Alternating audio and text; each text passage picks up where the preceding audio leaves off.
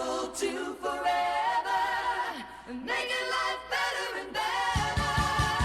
Apple II forever and ever, bringing the rainbow to you. Okay, that's good. With the echo, it sort of tempted me to want to come up and say, like I'm a stadium announcer.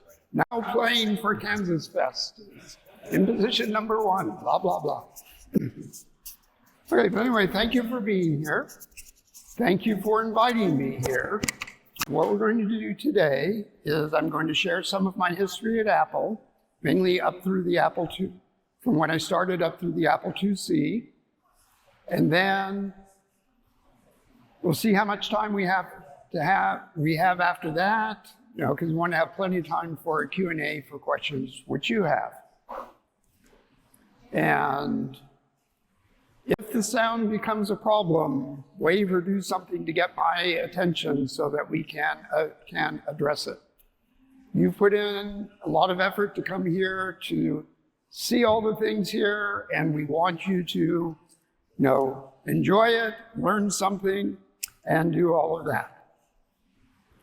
Okay, so starting out, every presentation gets a title slide. So this will be my history at Apple. And one of the things that has occurred to me is we do t-shirts for everything these days.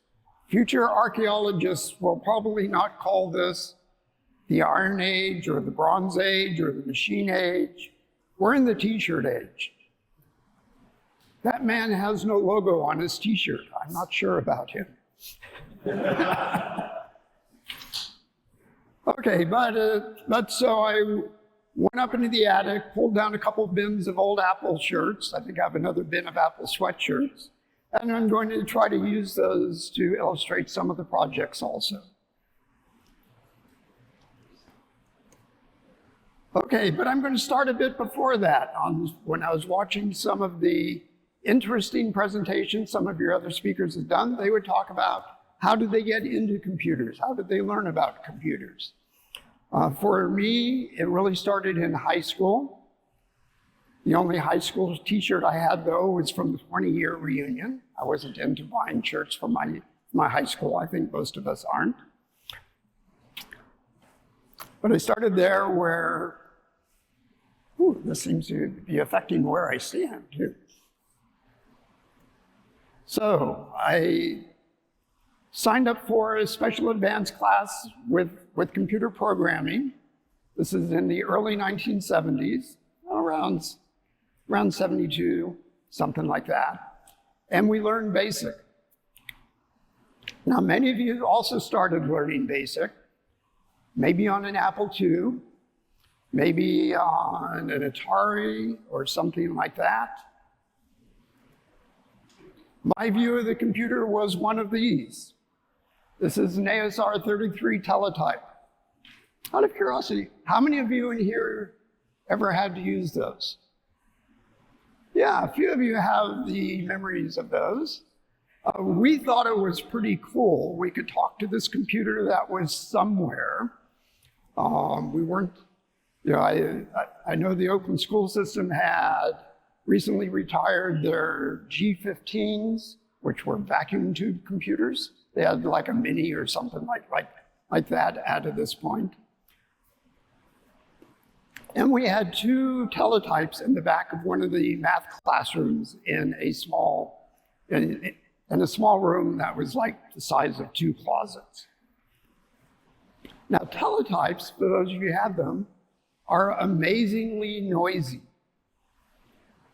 Also, the only way I could really make a backup, I guess I shouldn't wander too far from the camera, should I? I have a tendency to wander and wave my arms a lot. But anyway, they're very noisy. The only way to make a backup of the BASIC program, and I wrote a couple of extremely large ones, was to paper tape. And that would also be incredibly noisy. It's punching out the paper tape. And if you change one line, you have to redo the whole thing again. But one of the things that happened that was pretty funny one day when I was working in the room there, with the teletype clacking away, I was done. So I opened the door and stepped out into the classroom. Oddly, given that it was the middle of the school period, it was empty. I stepped out into the hallway. It was empty. I walked down the stairs. It is empty. I have this feeling, for those of you who ever watched an old TV series called The Twilight Zone, where they'd have some episodes like, there's been a war or aliens and everybody's gone. Actually, they had a fire drill, and I could not hear the fire alarm over the teletype.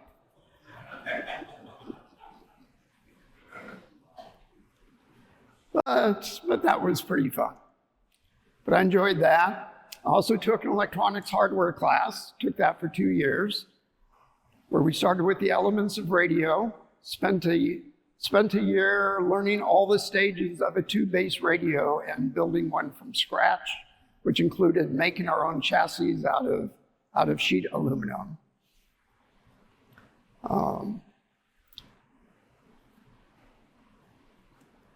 And we didn't really get into transistors until a little bit at the very end of the second year of that.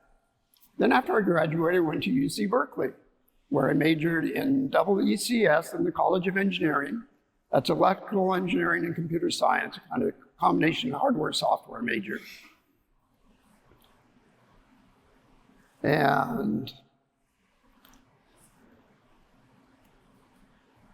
But generally, my view of the computer hadn't changed. Well, it had changed, but maybe not that much.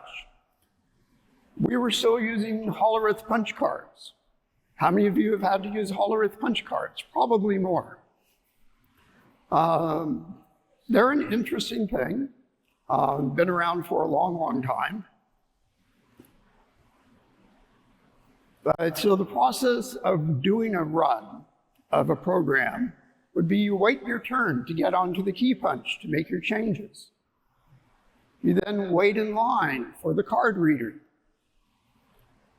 Then at some point in the future, somebody behind the counter will bring out some line printer listings that have your results. Then you find out you made a typo and you start all over again. So everybody who has gone through this will tell you that we really learned to check your code over very properly before trying it. What we tend to do nowadays, I certainly do it when I do Python programming, is you think you found the problem, you type it in, see what happened, try something else. It's also at Berkeley that I had my first experience with coding in machine language.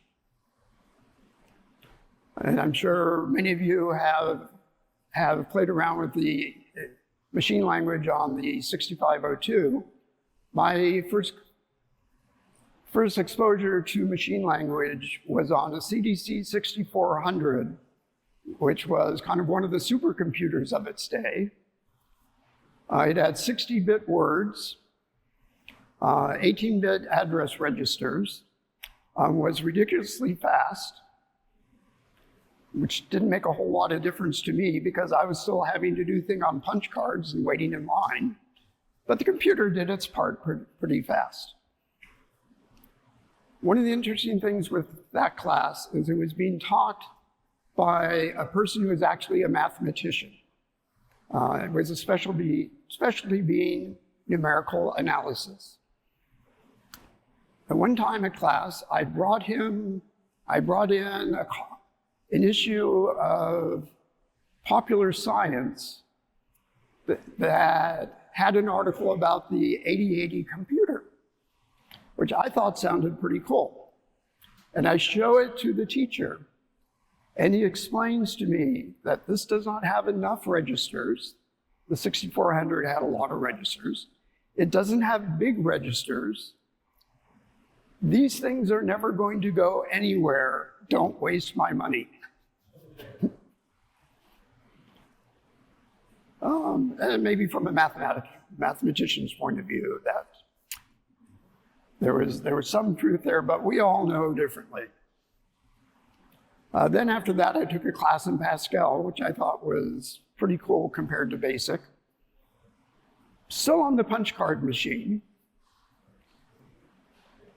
Only problem with the punch card machine is that Pascal, like C, for those of you who haven't programmed in Pascal, every statement ends with a semicolon. The IBM 29 key punch machine with the sort of default keyboard, which is what they had at Berkeley, had no semicolon key. What you had to do at the end of each line is hold down something called the multi-punch key, and then you could punch 12, 7, 8, which were the rows that you had to have a hole for a semicolon. And you get pretty good at that, but it's pretty annoying. Plus, will have forgotten many important things that happened in my life. I will probably know till my dying day that the multi-punch for semicolon is 12, 7, 8. And then I went on to other classes that involved microprocessors, digital electronics, and such like that. One of the things that I heard at Berkeley was that one of the professors, this is when I was getting ready to graduate, had a contact at Apple, and the Apple II computers had come out by that time, and that Apple was looking for people. And I thought, what a great idea. I could actually get paid for doing something that would be a hobby otherwise. So I interviewed at Apple. I was very fortunate that they made me an offer to start in May of 1979. And that brings me up to my first day at Apple. Sound check here. Is the sound still okay? Great. So my first day at Apple, sort of like with most jobs, you get a badge, you're shown your office, you meet with HR, they tell you what your benefits are, and you get whatever your workstation is going to be. Apple was still a very small company then. I was told there was about 250 people there. That might be a little low since my number was 356, and I wouldn't have thought that they would have had that much turnover, but maybe that number was just a couple months old. So the first thing we do is we get a badge. That was pretty straightforward. Then we're going to get a desk, and I'm shown where my desk is going to be. Now, what they had done is in the Banley 1 building, it's basically one big building that has 4 quadrants to it. There was a map that I saw that got posted online of the floor plan that Chris Espinoza had done about 8 months previous. And there was an area set aside for production. And I think that was Disk 2 production. And they had just moved that out. And they were going to use that for programmers and engineers, of which my manager, who started the same day I did, and I were the first 2 people.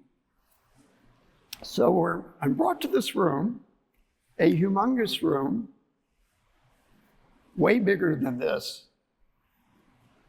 and plopped down kind of about a third of the way into the room are 2 desks and a long extension cord to bring power to it. And those are our desks. And so we're sitting at our desks, and they gave me an Apple II computer, which they had put together out of some parts they had in the lab because they didn't have the latest run of Apple IIs there yet. And I was sitting at the desk with the manual, and they just told me for the first couple of days, just figure out the Apple II. And it was kind of bizarre to be in the middle of this big room, because people would have to get from one end of the side of the building to the other and walk through the room. And they'd go through the room, they would look at us, Jack McDonald and I, who kind of looked like kids who had been sent for a timeout in the middle of this big empty room. And by the end of the first or second day, we just dragged our desks over to a wall. So at least it didn't feel to us like we were in a big room. We could be facing a wall. Then on the second day there, Wendell Sander, who I know you had as a speaker for when they were talking about the Apple III stuff, he had noticed that my Apple II didn't even have an Apple badge on it, you know, the little thing saying Apple II. And he had a couple in his desk drawer, so he brought me one. That is also what so that was what my badge looked like on the first day.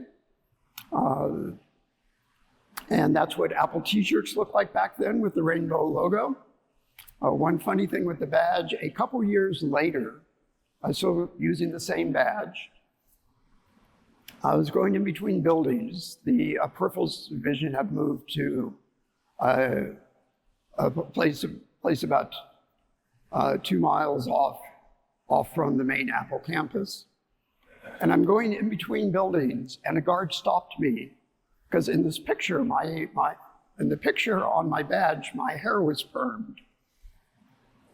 Something that my brother did to his hair, and everybody copies what their big brother does. And my hair was back to the normal thing. I had contact lenses, so I didn't have glasses. And the guard would not let me in the building because that was clearly not my badge. But like a true engineer, I looked at my badge and I looked at the guard and I said, but I'm wearing the same shirt. And he stared at it and he goes, okay.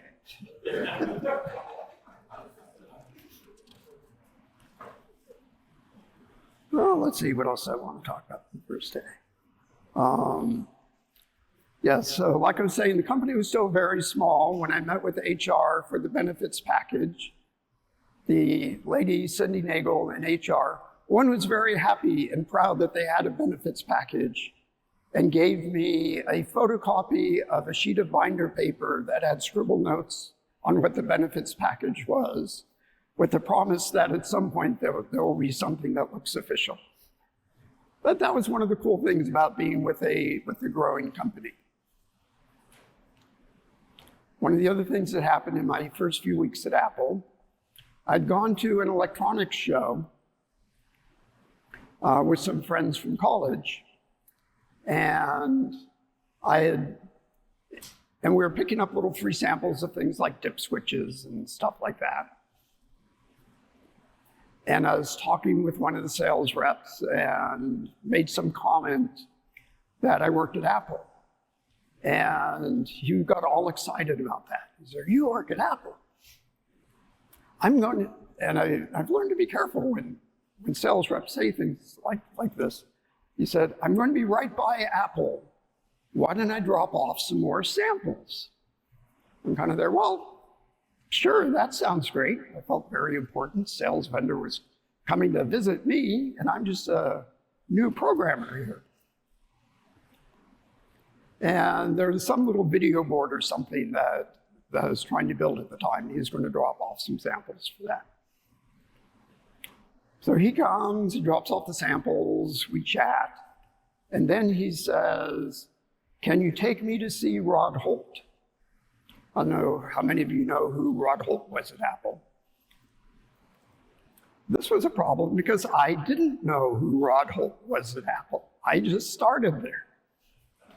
So I'm kind of there, well, I don't know Rod Holt. And he goes, oh, well, okay. He'll just phone Rod up sometime or something like that. And I take him to leave, never saw him again. But then I started to panic because I was there thinking, I have taken samples from somebody, and have I now committed Apple to something? And I started having all these thoughts that maybe my career at Apple is going to be over after 2 weeks. So I look at the org chart, figure out who Rod Holt was, who's like way up here in the hardware group and one of the very early Apple employees that they brought in to do analog stuff and design the power supply. I go and I introduce myself to him. Now, Rod Holt is, first of all, incredibly tall. Looks like somebody who would be happy at a Grateful Dead concert. And he's actually a very neat person, but I didn't know him. And so I explained what I have done. You know, I've got these samples because I work at Apple, and the guy seemed to be wanting to talk to you, and what have I done here? And Rod looks at me and goes, so you told him you work for Apple, and he gave you samples? And I'm kind of there, oh God, the axe is about to fall. And you say, yeah. And he goes, cool.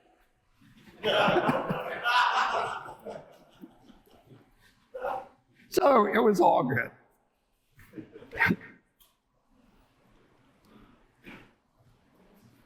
Okay, so my first project at Apple that was assigned to me was something called the DOS Toolkit. How many of you know what it is? Lots of you probably. Okay. It was a collection of useful utilities, most of which were mostly done. And they wanted to bundle them up into a disk. This was in the DOS 3.2 days, and ship that. They also wanted me to write a program to copy files from one floppy disk to another. The utility that Apple had would copy a whole disk. So you could copy a disk and delete all the files you didn't like, but you couldn't just copy a file. And so my assignment was to do that. And there wasn't really any specifications for what it had to do, just that it better copy a file. Now, slide aside on that. I was at a barbecue about 8 years ago, talking with a friend who used to work at Apple in designing user interface stuff, who now works for venture capitalists. And he asked me what my first thing I did for Apple. And I said that I wrote file copy. And I explained because what I just said, you could copy a disk but not a file. He then shouts to his wife on the other side of the swimming pool, hey, Kim, Rich here wrote copy for Apple. And she's there, wow, copy and paste are my favorite features on the Apple. That is so cool. And I tried to explain to them that, no, that's not what I was talking about. I'm not sure they ever really quite got it.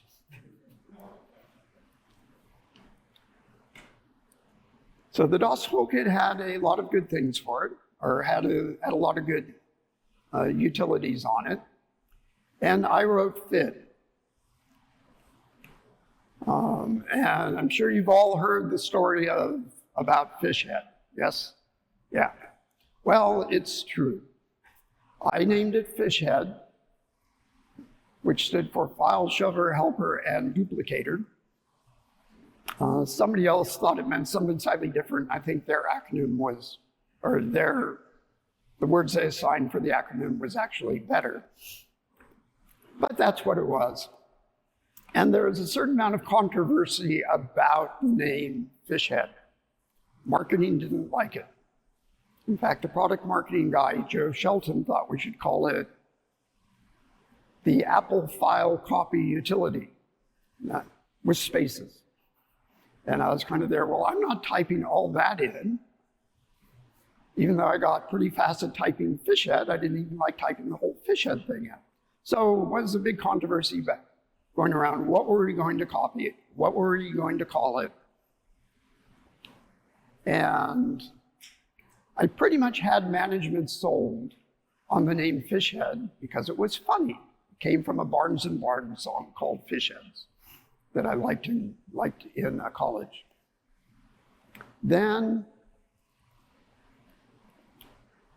I was having lunch with another person in marketing that was a friend of mine, and she said that in some meeting, someone said that Fishhead is also some sort of an ethnic slur for people from some countries that eat a lot of fish. And I had never heard this. But that kind of took all the fun out of the name of shipping it that way. So I renamed it FID, for file developer, or file duplicator, whichever you want it to be. And as it says in the listing, which is probably still too tiny to read from way back there, one of the first lines in the program said, FID really means fish head in disguise. And so everybody seemed to be happy. It was a short name, it was easy to type. Life is good. Sometime after, and then FID got moved to the DOS 3.3 System Master because they were coming out with the new System Master, and that actually made more sense. But then a few months later, Joe Shelton, the product marketing guy, had been in the line printer room, and he was in there because there were office supplies and such in there too, and I guess I was making a listing, maybe it was even this listing. And he comes storming into my cubicle, and he goes, "You! I just saw it, and it says fish head in disguise." And so I had betrayed marketing.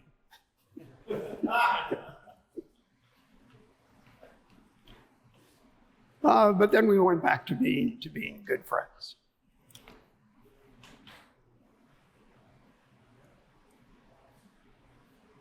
So that was the story of the DOS Toolkit and FID. How many of you have played Raster Blaster? So Bill Budge, back in the early 80s, worked for Apple. And a lot of us during lunch, Bill Budge, Andy Hertzfeld, Rick Riccio, John Arkley, you might recognize some of those names, and I would go out, we'd have lunch, and we would play pinball. And Bill was very interested, I guess, less in pinball itself as being able to simulate physics with computers. And he liked doing highly optimized and efficient graphics code. So he was working on Raster Blaster. And I was helping him test it. Because one time he was sort of joking with me, saying, "I will give you $1 if you find a bug." So I'm playing it, and I hit the balls in some fashion. It goes flying through the wall and off the screen, and Bill Budge owes me $1. Maybe I should have just collected. But then we decide to go double or nothing. So while I'm doing printer listings or just have some idle time, you know, I would play this current build of Raster Blaster, and the ball would get stuck somewhere. So now he owed me $2. So we decide to go double or nothing. I think you can tell where this is going.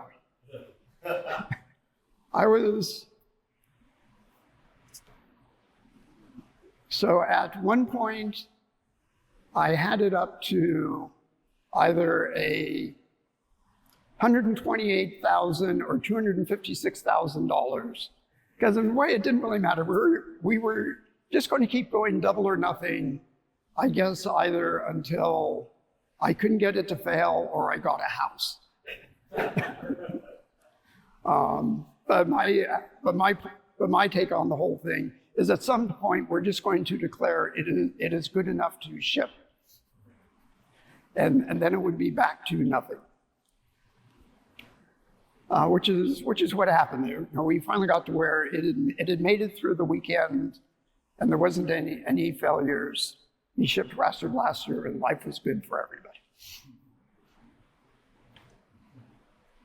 So during all this, showing how when you do something, that usually influences what they ask you to do next. Since I did a file copy program, and they needed somebody to work on the disk routines for a new custom disk drive Apple was going to make. They go, oh, well, Rich, he's kind of the disk guy now. So I was working on the software for what, on the marketing side, it's called the Unifile disk drive. Got another shirt. Its code name was the Twiggy disk drive, having to do with the dual file or the dual unit. And Apple was doing a lot of innovative things to increase the storage of the disk drive. You know, with the 5¼ inch drives with DOS 3.3, it's like 143K, something like that. This drive got about 6 times that storage, mainly with a couple of things. One is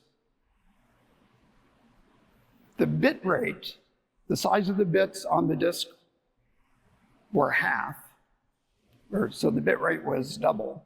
So for those of you who have done low-level disk 2 things, one of the code words takes 32 microseconds. With the Twiggy, I'll just keep calling it Twiggy drive. With the Twiggy drives, they would be in 16 seconds. We also had a double-sided disk with 2 heads, so that doubles your storage right there. We were also doing something where we could change the speed of the motor, which wasn't common then, because if you think about a disk drive, if this actually was a disk, I guess with a very big hole in the middle, when it's turning, when you're making one revolution, there's been more media going under the head on the outside tracks than the inside track. So by changing the motor speed, this is called constant linear velocity rather than constant angular velocity, and keeping the bit density the same on either every track or just groups of tracks. We were doing groups because it takes time to change the motor speed. You can get more sectors on the disk. And so that got us up to the 6 times storage. We also wanted to improve the encoding scheme for better detection of errors. On a disk 2, the 8-bit bytes get turned into 6-bit nibbles. So 3 bytes gets turned into 4 what we call nibbles. The checksum is basically 1 nibble. So if you had a single bit error on your disk and the checksum was just running exclusive OR of all the data in the sector, you would have a 1 in 64 chance of just passing anyway, which for an error detection code actually isn't very good. But the disk worked, but the disk 2s worked, since they also had a certain flag byte that was being looked for at the end of the sector. So that improved the error detection, but we wanted to do better on that. And the way you would do better in checksumming schemes is you scramble the data a bit as you do your running exclusive OR. And so you add some rotates in it and then do the XOR. And what that does is when you get an error, it tends to smear it out among a number of bits. So the chances of getting an error that you accidentally think is a good sector because you had a complementary error, like with 2 single-bit errors, that won't happen. The other thing that I wanted to do with this was to achieve what is called 1-to-1 interleave. On the disk 2, the disk 2 software does a couple passes through the data. The first pass is it makes all the nibbles. So a 256 byte buffer really takes like 342 bytes or something like that, because you've turned it into 6-bit nibbles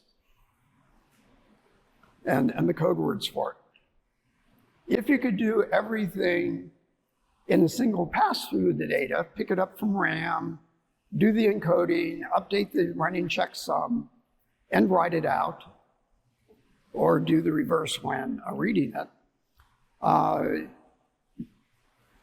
you could read an entire track in a single spin. And so I was trying to figure out a way of doing that.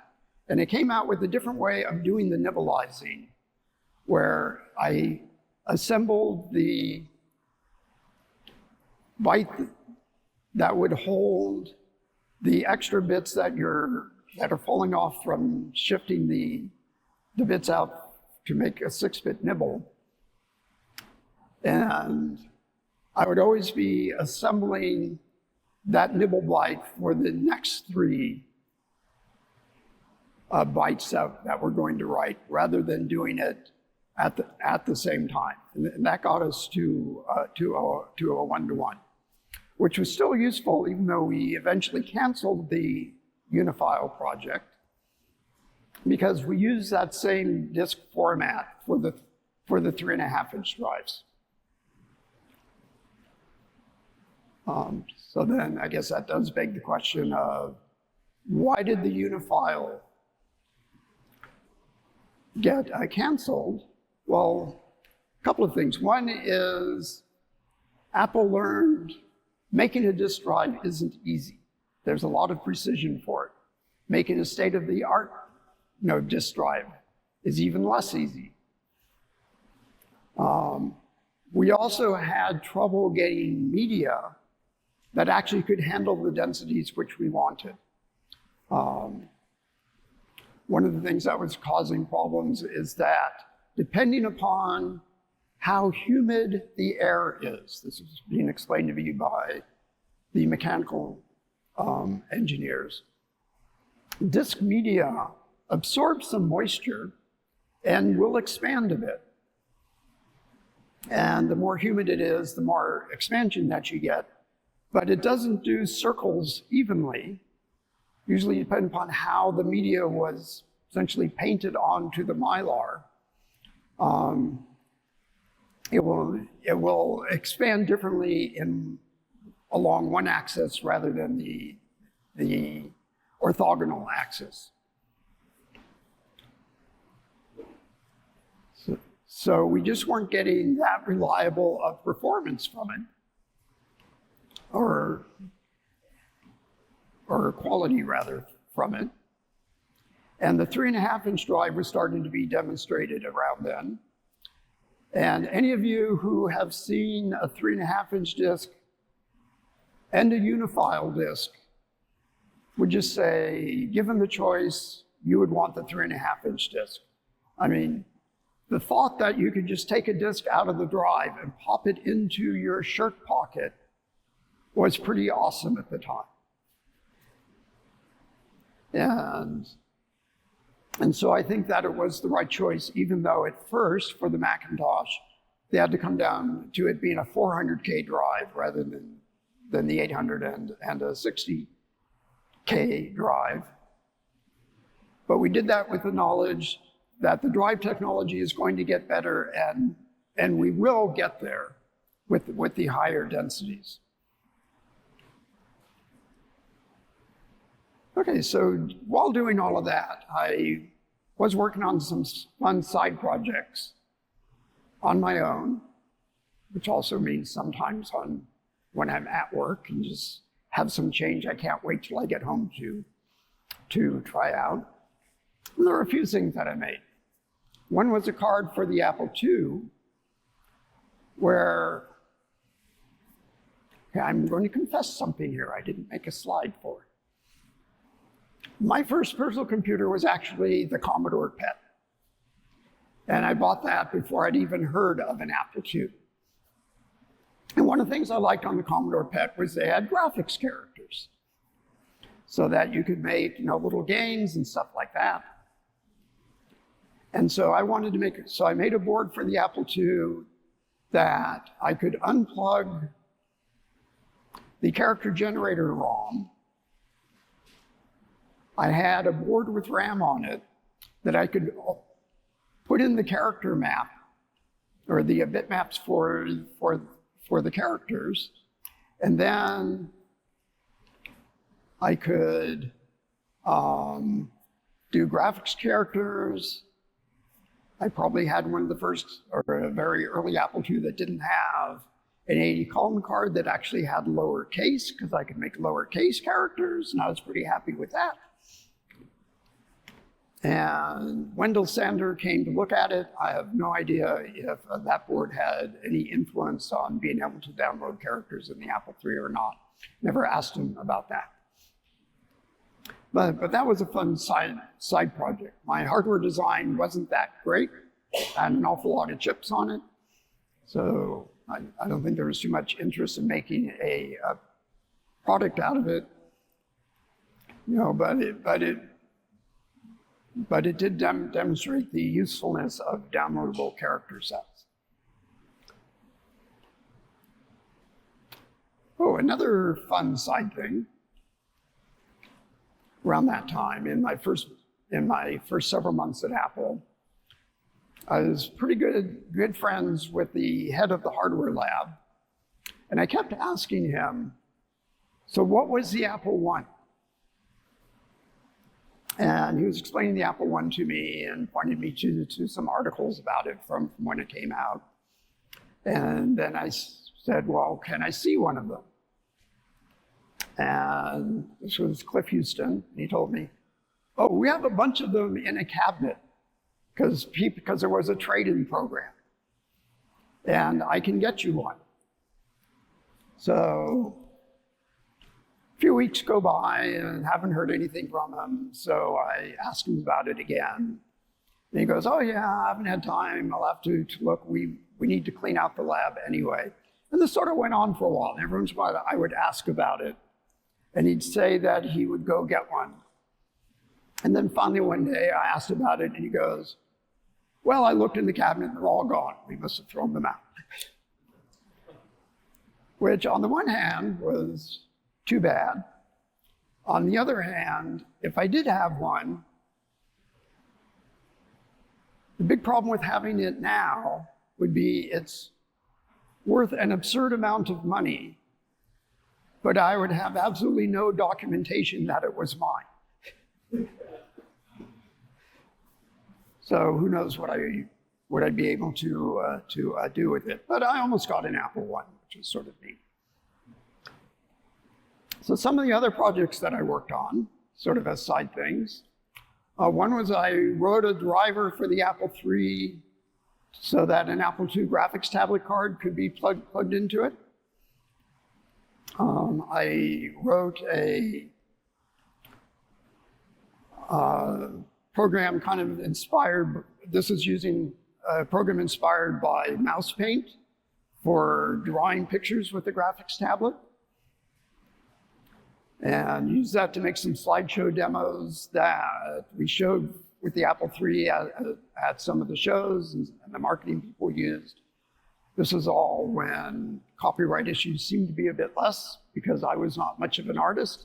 So I would just go get magazines, or whenever we went to a bookstore after going out for dinner, you could often find me in the children's section buying coloring books, because that works great with the graphics tablet. You can just trace it out and then you fill in colors.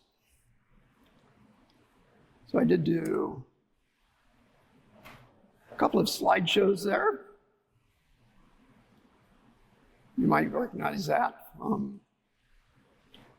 So that was from a Byte magazine cover.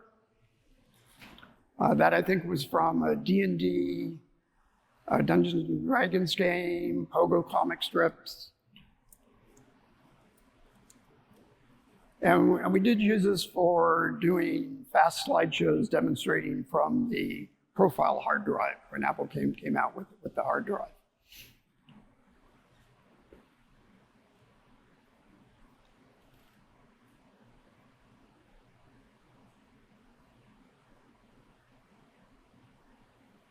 And for those of you let's see, the Sketchpad 3 program, that's on like one of the Apple III archives that are out there.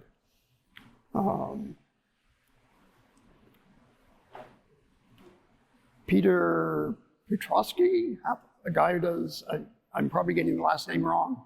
Once I had posted a picture in the Apple III users group of setting my Apple III up, and he goes, "Oh, you're running some sort of software. I think there was a Donald Duck picture on it. You should post that software." And I said, "I'm not posting Disney pictures because I don't want the mouse mad at me." And that was what the graphics of the Sketchpad 3 menu looked like. So that was all kind of fun stuff.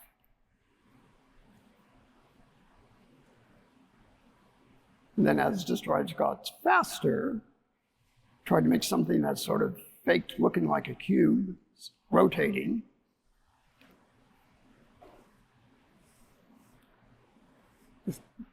This gives me a chance to take a drink of water.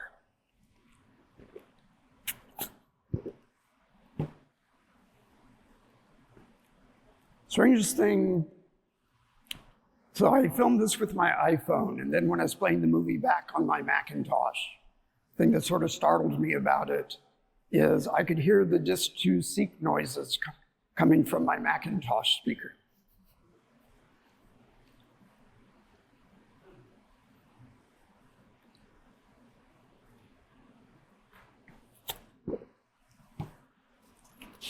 Oof.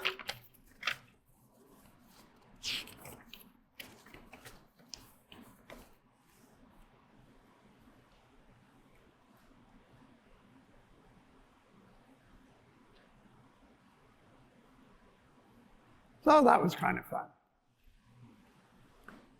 Another project that was going on at Apple, my involvement with this was fairly peripheral, but we were creating the Apple IIe. And this is one of the prototypes for it, called the Super 2. Rick Riccio was the person who was working on the ROM for that and did a rather amazing job. We were then giving systems out to the other programmers within Apple just to get it tested as much as possible, because we were trying to figure out all the things that might have gotten broken either by the hardware or particularly with the monitor ROM, since he was making quite a few changes in it. Now, I was surprised when I learned that I still had one of these. It was in a box that I thought was going to be my old Apple II Plus. And after I had started following things on the Apple II enthusiasts group, that a Facebook group, said, "Oh, I'll start hauling down some of my old computers." And when you do that, this probably happens with all of you too. Turns out what you have isn't what you thought you had. And sometimes they're kind of nice surprises. So one of the things that happened at Apple around now, or not around now, around this time, was we had moved software into the newly built Family 3 building. And we had gone from just having cubicles that were cubicle walls with regular office furniture in them with pods of 4 people, to people actually having their own cubicle. And it was the whole Herman Miller thing with the hanging desk and the hanging file cabinet and the hanging shelves. And we thought that was a cat's pajamas, as they say. And then we found there was this other great benefit to cubicles. Because it was laid out it's almost like playing adventure where you're in a maze of twisty little passages. There's just all sorts of squirrely things, getting you from one street of the cubicles to the next street of the cubicles. And a lot of us, particularly in software, a few hardware people, tended to work pretty late at night. And then we felt like doing stuff. So we bought a ton of dart guns. And we would play these assassin games where it's to the last person who hasn't been shot. Then at some point, people were complaining a bit about darts being everywhere the next day. And we switched to those other guns that shoot the little discs. Of course, people then just said there's little discs everywhere, but I guess they weren't quite so annoying. But, people would have different strategies when doing this stuff. We really had a lot of fun doing it. One of the times, Bob Bishop was playing with us. I know Bob Bishop hasn't been one of the featured speakers before here. And so we're playing the game, we're all running around, we're shooting each other. We get it down to what seems to be one person. And somebody goes, "Where's Bob?" We're kind of there, well, we guess Bob got bored and went home. So we play another game. We're running around, we're shooting each other, having the time of our lives. Still didn't see Bob, but we figured he had gone home. We did 3 games. We're then done for the night. We're putting everything away. And then at some point, Bob walks up and goes, "I think I won." And he just found some obscure corner to hide in. But Bob always had a kind of different way of looking at things. So this gets us back to around 82-ish. And Apple was continuing to grow. It's becoming a pretty big company. Apple had reached the quarterly sales rate that would be $1 billion a year worth of sales. And so they commemorated it by giving every employee a set of 4 handmade wine glasses that had an Apple logo on it in a nice little thank you box. And we all thought that was pretty cool. Got almost nothing done that day because we were all standing in line because nobody wanted to miss their free wine glasses. But the important thing to remember is that this is 1982. So that $1 billion a year is all Apple peripherals and Apple IIs. It was all the people like you who were the customers. It was really you that made this happen. Another thing that I almost put a picture in, and I probably should have, that shows it was all the Apple II. Have any of you ever seen what a share of Apple stock looked like in 1982? Okay, well, in 1982, because companies print whatever they want. Oil companies will have a field of oil wells. Car companies do something with cars. It's probably all sort of moot now because physical shares pretty much just aren't done. The Apple stock shares, kind of up at the top of the share, showed a beautiful picture of an Apple II. So Apple knew that's where I guess, who the father of the company was, or at least the breadwinner. The Macintosh project was going along then. They came out, they were working quite hard, often had a dinner with them. And they came out with the sweatshirt. It was in the box, so I thought it was worth a picture. So there's 2 interesting things about it. One is it says Macintosh staff on the front, but it's spelled different. And then on the back, it says 90 hours per week and loving it.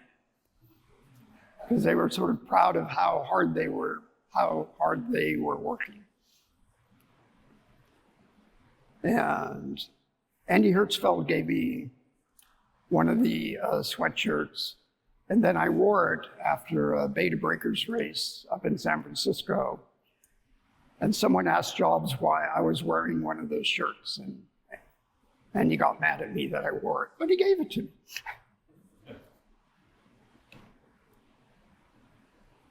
Okay, so that is getting us up to the time, which is what you really wanted to talk about. Has this been interesting so far? Okay.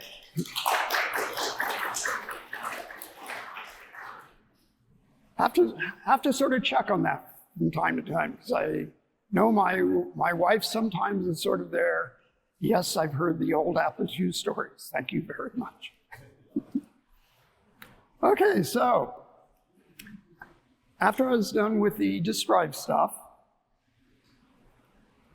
I was turning over writing the firmware after I had sort of worked out some of the low-level stuff for the 3.5-inch drives over to someone else. I actually had offers to go to the Macintosh group, or they were forming this new Apple IIc group, and I decided to go with the Apple IIc group.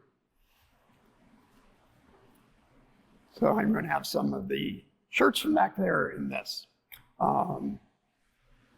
As you know, or as you may know, IBM came out with their compact PC sort of January that year, called the PC Junior. And so the 2C group the marketing people made this shirt, which is, the Apple IIc, it's not a Junior, and it really wasn't. It was a whole Apple IIe stuffed into a pretty darn small box. Here's one of the prototypes.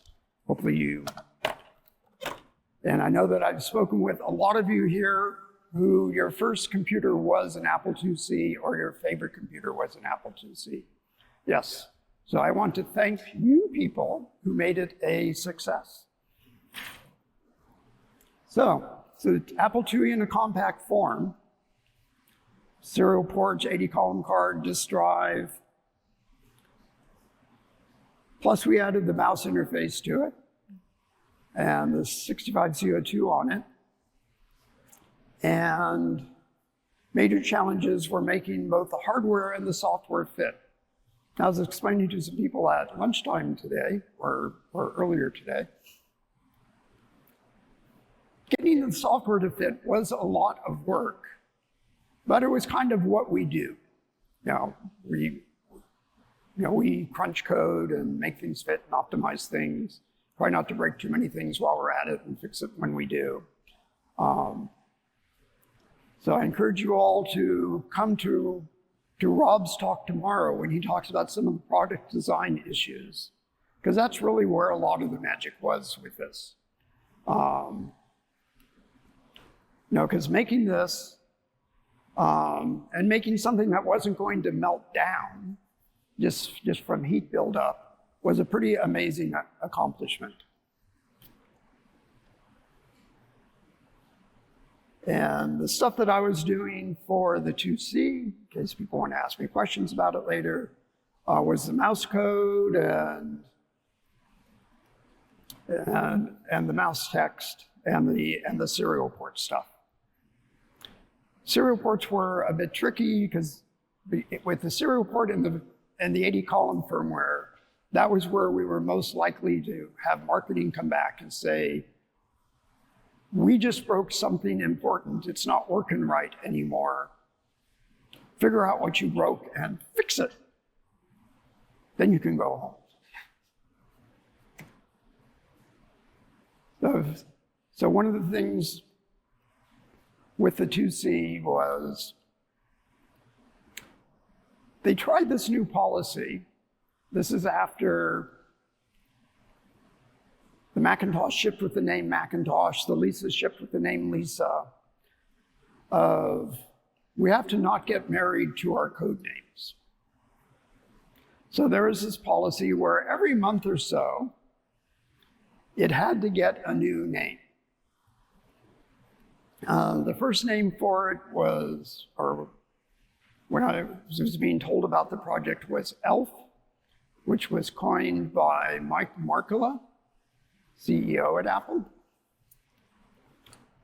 because he thought it was that, this was what he wanted, a small, compact Apple II, and it would be everybody's little, we'll say friend. That's not the word he used. But, and so that kind of started the name, but it went through Lolly and Chelsea and Zelda and Teddy and VLC and Yoda and ET and lots more, constantly changing. I think the only people that we managed to confuse were ourselves about what project are we working on. And there was a football at Peter Quinn's office. Peter Quinn was the person in charge of the entire project. And every month they would write the project name on that football. It was like this orange toy football, as a way of keeping record of it. So when doing the software, which was done by Dick Houston, a very early Apple employee, Ernie Biernick, who later on went to Macintosh and Newton stuff, and me. So we'd be doing ROMs for it. Sometimes we would name the ROM after whatever the current month's project was, or project name was. So it would be Chelsea with a number after it and stuff like that. But the ROMs really weren't that tied to the project name. And then Dick Houston, who had a very good sense of humor, is there, we need to do better with our names, because we could name it anything we want, as long as it was something like 9 letters. So he said, what do we want to make the vice presidents and head marketing people say in project meetings?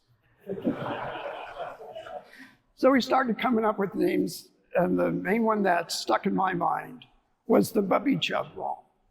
Just because then somebody is going to have to be up there saying, Bubby Chub's not ready to ship. Or Bubby Chub is great. Or what's Bubby Chub?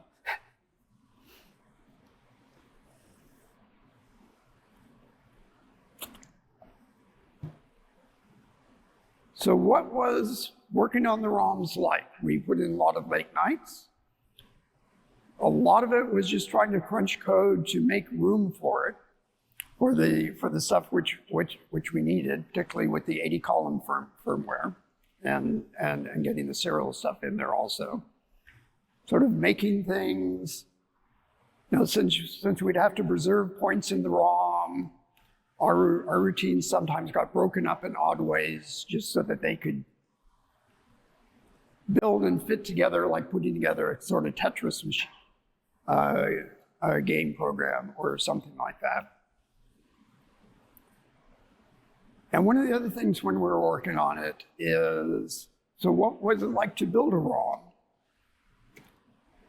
And there was a little bit of going back to what I was talking about with the punch card machines, where you spend a lot of time waiting for things. Assemblers weren't as fast then when trying to build an entire ROM. So you had to assemble the code. You had to link the code. If you're going to burn a ROM, you have to do a pass through that image file to fix certain checksums in the ROM. You then have to convert it to a binary coded hex file that we're going to burn with the ROM programmer. This is all very time consuming. You then had to erase your EPROMs. Well, we would have a couple sets, but sometimes if you're trying to turn things quickly, you're waiting to erase them. And that could be half an hour or so. You then have to program the EPROMs.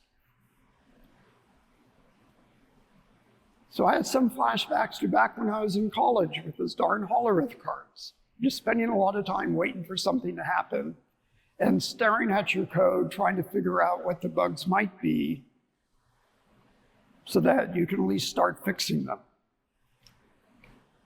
The other thing we did is we got really good at games like Load Runner. And we played a lot of Load Runner. Later on in the Apple building, we got a Defender video game. So we got pretty good at that. Actually, they also had a a Defender game over in the Macintosh building. And the person who was like the best one at Defender was a guy named Burl Smith. And he was the hardware architect for the Macintosh. And showing how sometimes your best strategy isn't in the spirit of the game. I don't know. How many of you have actually played Defender and know the game I'm talking about? Some of you have. Okay, the object of the game is aliens are coming down, they're going to capture the people and take them up, and you want to prevent that, because if they capture all the people before you've killed all the aliens, you lose. So, and you have a little spaceship you're flying around as the world kind of scrolls by. Burl, maybe this shows why he was so good at optimizing hardware, realized the best way to get a high score in the game is the first thing you do is you fly around and shoot all of the people you're defending except for one. And then you pick up that person with your spaceship, because your spaceship holds one person, and you fly around and kill the aliens. And then you win, because you finally killed all of the aliens and gotten some humongously high score. But I don't think that was the spirit of the game.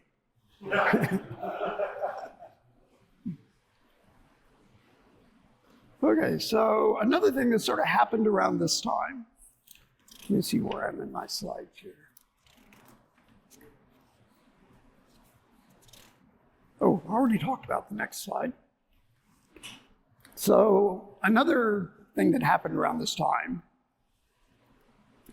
the Macintosh group had moved into Banley 3.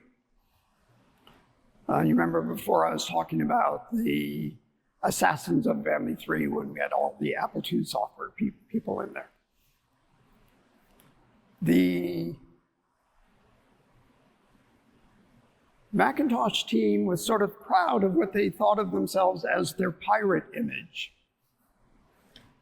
And they even had a pirate flag hanging over their building.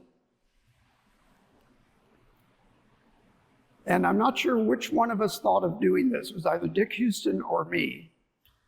But we decided that it would be funny if we stole the Macintosh flag. And then we decided it would be funnier if we replaced it with an IBM flag.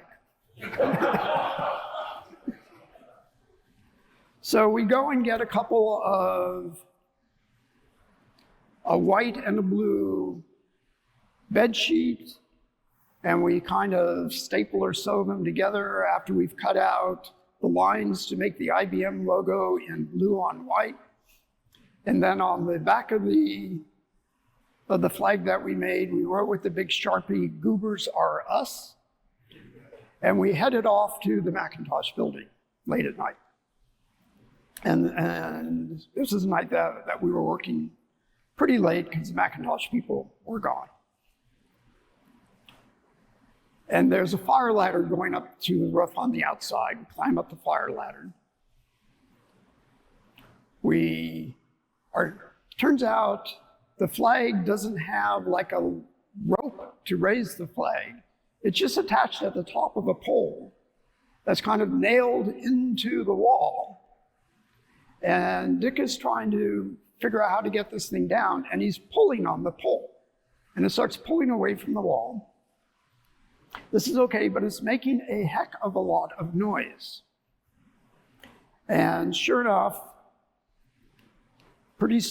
after a little while we're struggling with this flag, and I think it was after we got the flag off and we're putting up the new flag, a couple of Apple security guards come up the ladder to see what we are doing. And I'm explaining to them what we're doing and that no, we're not really stealing it. One of the guards recognized me because I was over there all the time for, heading out for dinner with Andy Hertzfeld and Burl Smith. So he's there, well, okay. And we put the flag up. We go back to a building called the Triangle Building. It's a couple miles away. That's where the Apple IIc group and what was called the Personal Computing Systems Division, all the Apple II stuff was in that building. We go to Woz's cubicle, take some of the scraps of the bed sheets that we had used, put them in his garbage can, and I took the flag and put it in the window of his second floor office where it could be seen from the street, and closed the blind. Woz wasn't in that office all that often.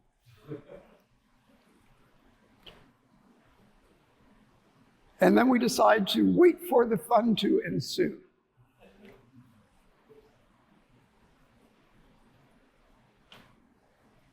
And Andy Hertzfeld calls me the next day saying, someone stole our flag, someone stole our flag. And I'm not going to lie to him, but I just keep saying things like, really? That's weird.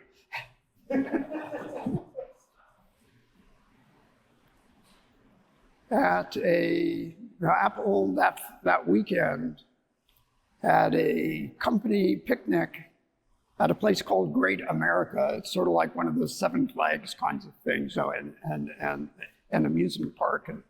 And I'm walking around, and Randy Wigington comes up to me because he was pretty sure I had something to do with this. And he's explaining to me that this better get fixed soon because people are really, really mad. So I'm there thinking, okay, this is another time I'm almost going to get myself fired. But I'm just sort of there, oh, really? So the next day, or the next Monday, I'm having lunch with Andy Hertzfeld. I bring the flag with me.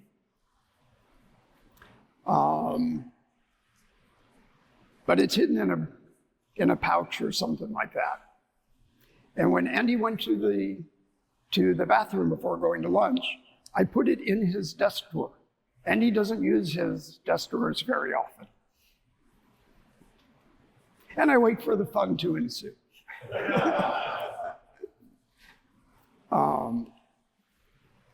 And sure enough, like a day or so later, Andy calls me up and says, we found the flag. It was in my desk drawer. And I figured out when Woz put it there.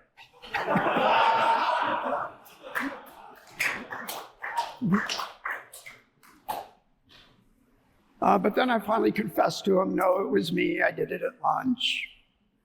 And he thought I'd lied to him. I was there, no, I was just very careful in what I said. So then I think we're all done with that. And I kept a low profile in the Macintosh group for a week or so after that. And then I was coming to the Macintosh building again, thinking it's all blown over. And I'm coming in the building, and there's a guard at the desk, and he goes, you! I just get that reaction from people, I guess. And it was the guard, and he had recognized me as somebody who was in the Macintosh building a lot, didn't know who I was, and I guess he told them that for all he knew, it could have been Woz. But it was all good again. They had their flag back, and everybody was happy.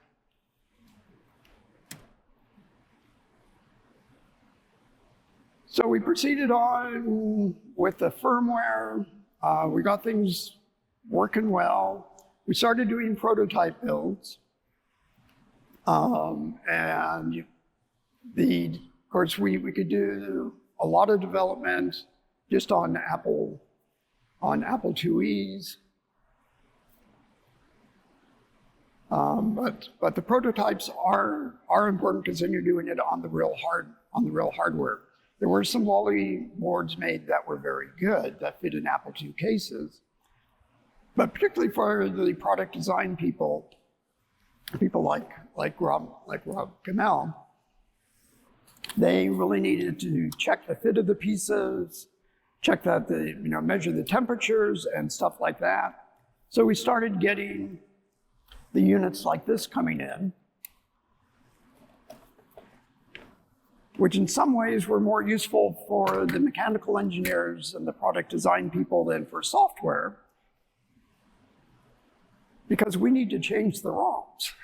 And it's a major disassembly if you want to get to the ROMs on these puppies. But they were very proud of them when they presented them with us. The first one that we got,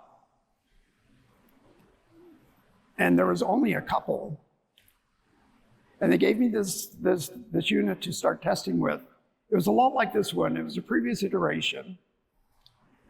And the big problem with it was it all had blank keys. And I'm not really a typist. And on a couple of the other ones that we had gotten, we just took a Sharpie and wrote keycaps on it. I decided I wanted to do something better than that. So I went to the Michael's art store, which is fairly close, and I got these transfer decals of the letters. And then when I was there, saw where you can get these transfer decals, and they have, you get the whole alphabet, and they have the special symbols, at least for most of them, which we have. But they also have them in Old English. Sort of, what you see Gothic, Bible stuff. So I got those, spent a Saturday afternoon applying them to the keys and lacquering it over because I didn't want the decals coming off. And then I realized if you're not a very good typist, Old English isn't much better than nothing at all. You're just sort of there. Is it a G? Is it a D? I don't know.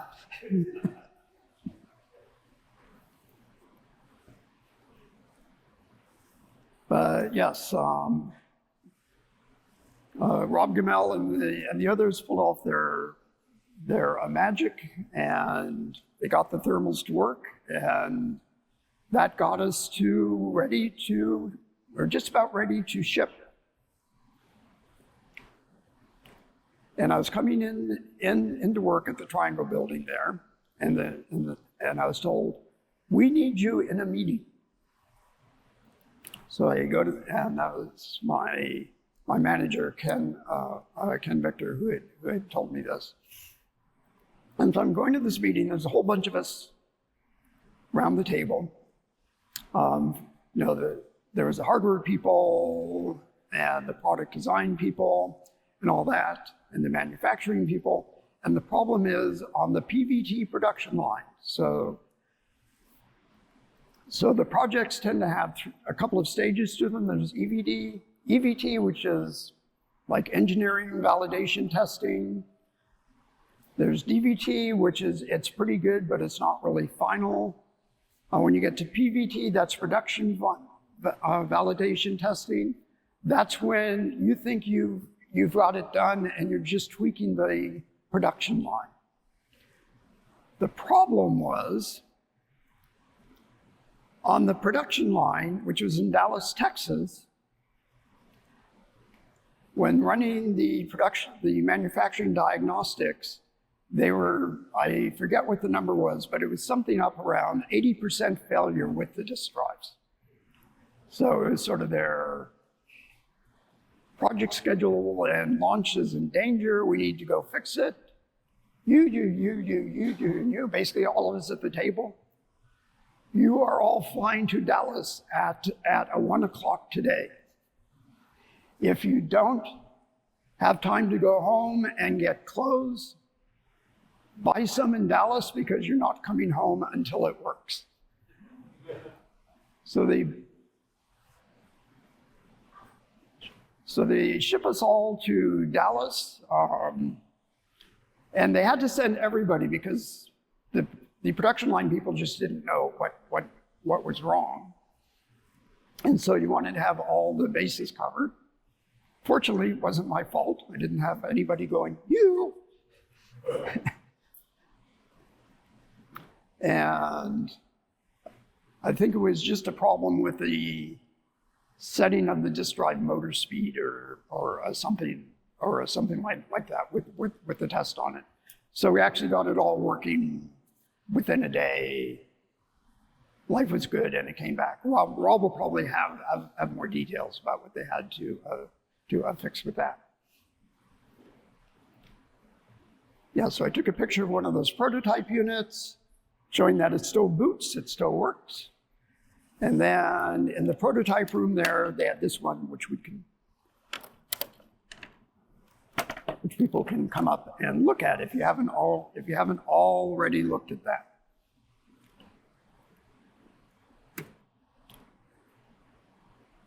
So then we had our product launch, which was pretty exciting. The people in the core team, we were having this big event that was almost like a revival meeting, the Apple II Forever, at the Moscone Center up in San Francisco.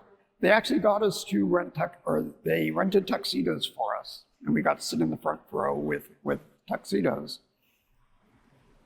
Now, Ernie and I, this was Ernie's idea, thought it would be cool, since we're renting tuxedos, and Apple was paying for that, for $5 more, you could get a cane like Fred Astaire uses. So we got canes. And which we thought was pretty fun. In some ways, it's a terrible idea because everybody thinks they're Fred Astaire. And if you have a cane, everybody asks for your cane and they try to spin it. I am pleased to say that nobody got sent to the hospital with a concussion that day, because it usually twirls about 3 times and then sails off in some random direction. But it was fun. There was this big reveal. Many of you have probably seen videos of the launch, because we had Apple IICs hidden under the seats and Apple employees scattered around, making sure they were on those seats. And so at the right time, we all whipped out Apple IICs and passed them around for people to look at. This shirt here is the shirt that we used when we were doing booth duty at various shows or giving talks at user groups about the Apple IIc. And this was kind of when Apple started doing the booth shirts with the custom embroidery for the projects. Oof. Am I talking too long? Nope. Okay. Because we want to leave time for Q&A too, so I'm going to pick up the pace a tiny bit. But we weren't done. We wanted to, I was asked how we could put the 3.5-inch drives on the disk port on the Apple IIc, and that's where the protocol converter came from.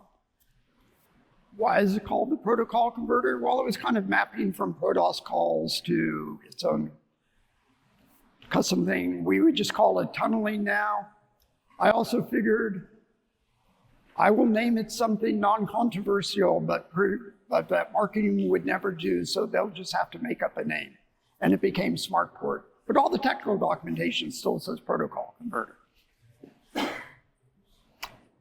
And we had to do the 2C ROM upgrade where we were rolling the protocol converter stuff in it, and And that was the one and the protocol converter could also potentially be used for a network interface box, but Apple abandoned the project on that. You remember earlier I was talking about the Macintosh group having their 90 hours a week and loving its shirt. Well, the PCS division was going to make a shirt, and I was having lunch with my product marketing friends, and we were tossing names back and forth. And we're there, well, maybe we do 80 hours a week. Maybe we have 80 hours a week and dateless weekends. Maybe we have something else. We kind of decided we liked 50 hours a week. And I thought of 50 hours a week and on schedule. But you got to be careful about saying that because you might not be on schedule. So we came up with 50 inspired hours a week and loving it.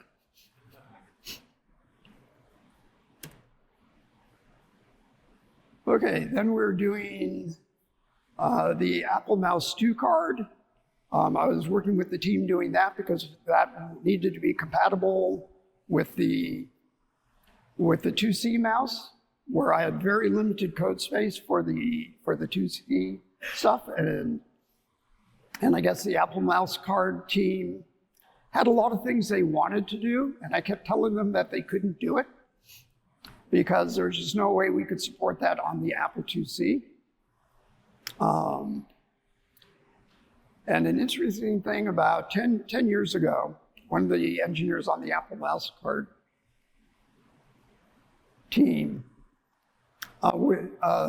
ran D&D games. I played in his D&D campaigns for many years. And then about 10 years or so ago, he commented to me that because I had worn this shirt to a D&D game, just because I thought it would make him happy. He goes, you know, back then, we thought you were a real jerk. Jerk isn't the word that he used, because I was being very dictatorial about what they could and couldn't do, and I sort of had the seniority on it.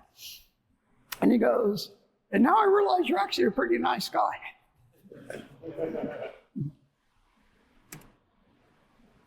Okay, so a Woz story. Some of you have probably heard of this. The Woz tells it a bit differently. Woz went to a mint one time, and it turns out the US Mint will sell you uncut sheets of $2 bills or of $1 bills. And he bought a bunch of sheets and had them cut and then put that sort of glue cheesecloth-like strip at the top that like legal notepads use, so you can just tear them off. And he had a lot of fun when going out to restaurants and such, when leaving tips, he would just start tearing them off. And he then later improved on his design and had micro perforations so that the bills could easily be separated, he then had checkbooks made, so it was in checkbook format with single bills you could tear off. And what I was told back then was he went to a pizza parlor and was ordering his pizza and trying to pay with these. And I saw online the other day that he also talks about it happening at an In-N-Out burger, where they just decided that he was counterfeiting money. And the manager wasn't going to let him leave the store until the government came to haul this counterfeiter away. And finally the police come, or there were some police nearby, and they came in. No, and it sort of got resolved, but the whole thing looked sort of dodgy, and the store just didn't want his money there. And I still have one of those pads of bills. But the way it was, and I did use the bill one time at a meeting at Apple, one of the sheets from it, and I just sort of waved it around and said, the new color laser writer is great.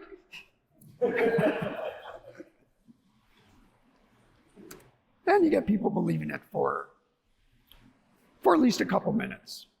Another project I worked on was a Slinky card, doing the code for the ROM on that.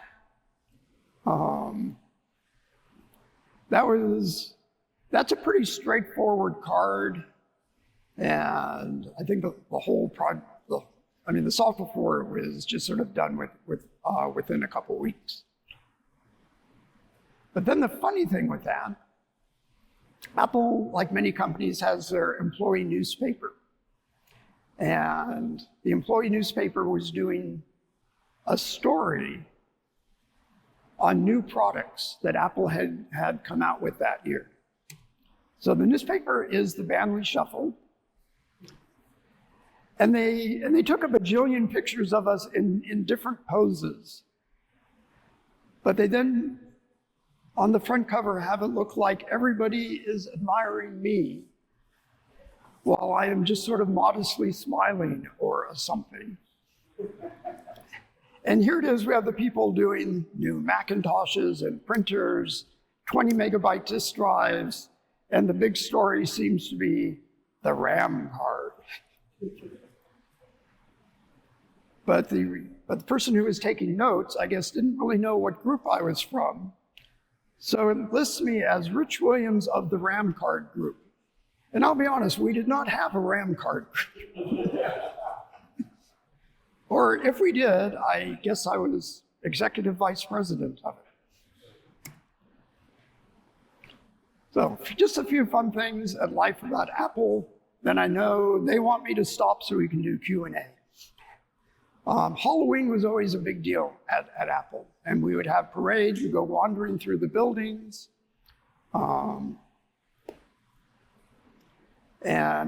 we'd have a big beer bash, and it was just lots and lots of fun. Now the picture that has the guy with the rainbow, oh, I need to go back a slide. If you look on there, sort of in the middle next to the ladder, the guy with glasses and a beard, that's Joseph Friedman, who was the engineer in charge of the Lyron disk drive. Lyron disk drive was named after his daughter. And in Hebrew, it means something along the lines of love of my life or the light of my life or something like that. Just wanted to give him that acknowledgement. Because we also had the dual Lyron drive. And these units, when you see these are probably from the PVT build. There was a lot of them. It was just about to ship. And, well, I have some speculations.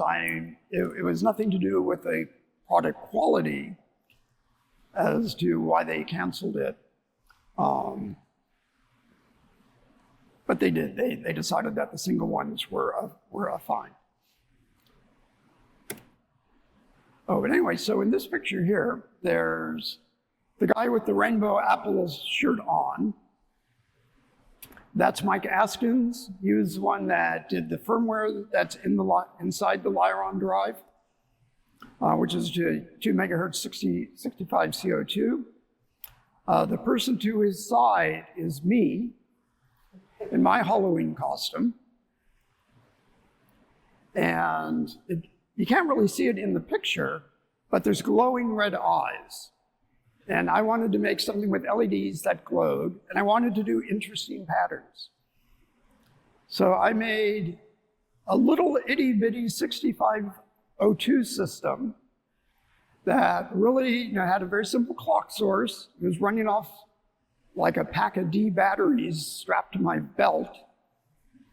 And I could put in code. The only thing it could write to was the latch driving the LEDs.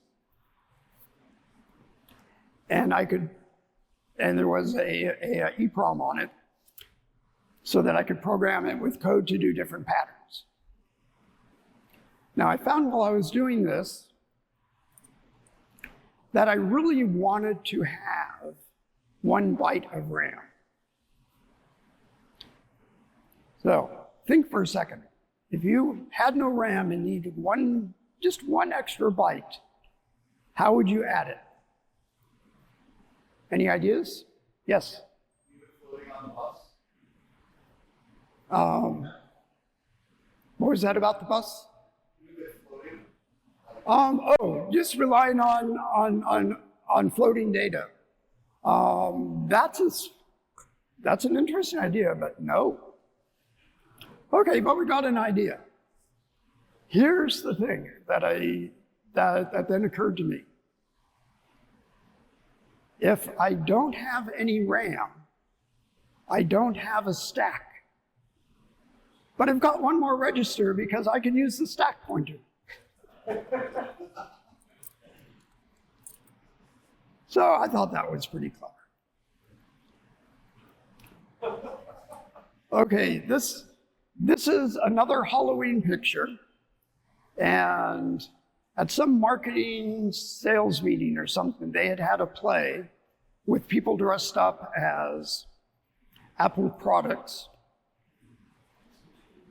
And Harvey Laitman was there, and he asked him for the Apple II costume, and he wore this for a number of Halloweens. So I'm throwing that picture up in case any of you are wondering what to dress as for Halloween. I thought it was quite clever. Oof. Is it a problem if we run slightly over? I'll ask these schedulers here. Go for it. Go for it. Okay. So we talked a bit about the friendly competition with the Macintosh group.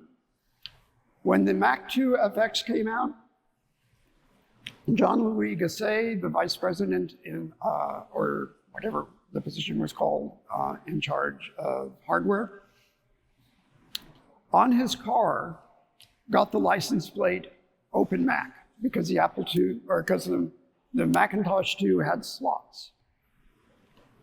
Harvey Laitman, with the Apple II, who is the software manager for the Apple II GS project, then on his new car got the license plate Open Apple II so since it had always been open, he put the registration date as 1977.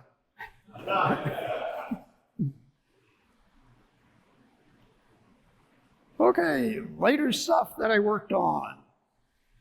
Apple IIe enhancement ROM, folding stuff from the Apple IIc into the Apple IIe, mouse text, more compatibility on the 80-column firmware. And we put some other old features from earlier Apple II ROMs back in. Apple II GS, worked on the memory manager for it, did a lot of demos with video digitizing and slideshows. Did similar stuff for the QuickTime project. Worked on the tablet driver for the Newton message pad and was the software lead for the 110, 120, and 130 projects. Worked on the iBook and later the MacBook. And then, so I guess I'm talking to you, Joe. Is 8 bits enough? And the answer is very much a resounding yes, especially for the right kind of projects that you can take advantage of that. And so I just wanted to bring this up because here is some examples of a couple of quick projects that I did. Well, on the MacBook or on the iBook team, where I was really bringing expertise in from old Apple II projects. So one was we were doing a remote control for the iPod, for an early iPod and the iBooks so that you could control iTunes. It has 5 buttons that are inputs and a serial output. And and I was asked if I could do this, and I did this using a microchip PIC 508 controller, which is an incredibly simple architecture. It's got like 33 opcodes, 2 levels of stack, 24 bytes of RAM. But that was really all that you need for doing this. Now, they have a calibrated clock in it, and that's within a percent or so, depending upon what your temperature range is. And something that we didn't talk about with the Apple IIc was we had some serial port accuracy problems that you might have heard of, where the IIc didn't use a crystal on the serial ports, and that was a problem at higher baud rates. And Apple had to retrofit those machines. So I was talking, and the serial port here, there actually isn't even serial port hardware in there. I was just bit banging it out. And I was concerned about serial port accuracy. And I was talking with the microchip engineers about it and saying, well, it looks like we're just barely making it. And they go, well, that means you're good to go if you're just barely making it. And my attitude was, no, that means I don't believe it, because I've been there before with the Apple IIc when they said we were barely in a spec there. But then something that I realized with this was that there's 5 push buttons, so I only need to send out 5 code words for indicating buttons. And the way a serial port works, it's normally high, your start bit is it goes low, and then you pick up the next 8 bits, and then it goes high again. And if your clock is starting to drift, much like with disk drives, the error will accumulate and get worse throughout the byte. But I only needed to send out five different code words, so as long as I put the 1s and 0s in the low order bits, which come out first, I could actually be 20% wrong with the clock, and it was still going to be okay. So we did that. So it's showing that even if you're doing something with an 8-bit controller,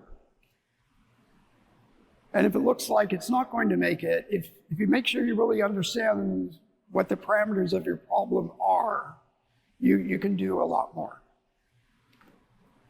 Then, last project I'm going to talk about is how 8-bits saved the PowerPC chip in one of the iBooks. So we were coming out with one of the iBooks and learned that, kind of towards the end of the project, that the PowerPC chips had a reset issue, and they would not properly reset coming up out of power, or when you turn the power on. IBM or Motorola, whichever it was, understood the issue, but it was going to take them months to turn the chip.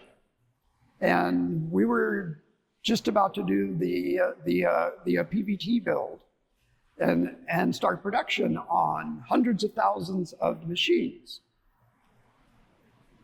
So this is when 8-bits came to the rescue. The chip vendor told us they understood the problem. They couldn't fix the chip quickly, but now there's something with hardware chips called JTAG. Have you heard of that? Yeah, sort of like a long serial register in the chip that's used for testing chips, and you can also set options in the chip by sending commands out through this JTAG port. And they could if we could send the right bits through the JTAG port, they could enable some delay lines that would make the chip come out of power on reset properly. So then the question was, how are we going to do this? Well, if we go back to previous slide, I had just done a project with an 8-bit chip. It was an 8-bit chip. It was an 8-pin package, which 2 power, 6 I/O pins. JTAG takes 4 signals. So I had just the right number of pins to have reset in, reset out for the processor, and the 4 tags with the JTAG signals on it. And by doing a run length encoding of these thousands of bits that needed to be sent over JTAG to enable the processor, or to enable the delay lines, the chip could then come up out of power. And they quickly turned the board to add that in there. It was a well understood thing. We did 1 test build. I spent a great deal of time staring at a logic analyzer, making sure that I had the right bit stream in there. And it just barely fit within the chip, although we could have gotten one with double the ROM space in it. And that saved us building hundreds of thousands of iBook sales. So yes, keep those 8-bit skills handy and a processor that you like in your back pocket. Woof, that was that. So that's coming to the end of my talk. So we're going to have some Q&A.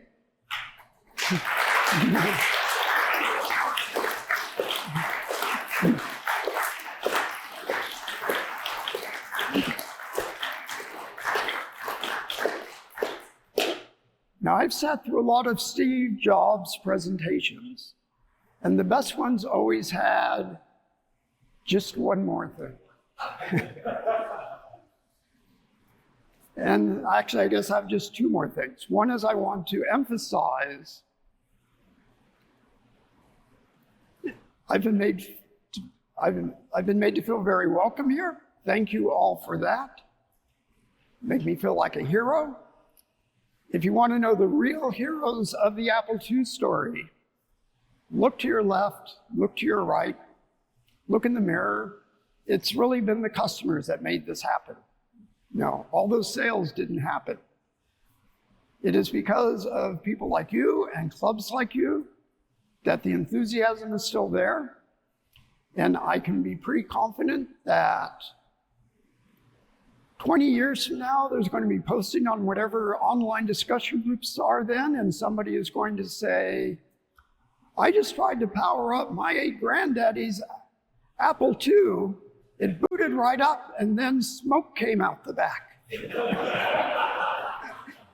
And there'll be 50 people saying, it's magic smoke, welcome to the club. And the other person that we couldn't be, or the other people we couldn't be doing things like this with, are the great organizers of events like this. So I want to bring Paul up here to thank him. This man drove an hour and a half.